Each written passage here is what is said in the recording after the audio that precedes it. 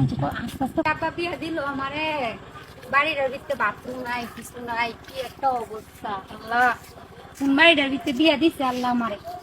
হ্যাঁ, এই দিনের বেলা যখন বাথরুমও যাইয়াম, কিভাবে যাইয়াম, প্রসাব করানোর মতো কোনো ক্ষমতা নাই, মানুষজন দেখাল তো না।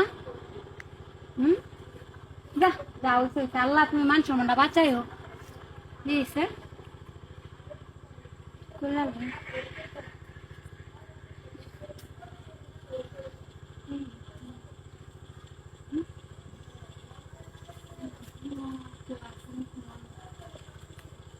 ওই হরি আল্লাহ, তুমি আল্লাহ মান সম্মানটা বাঁচাইও।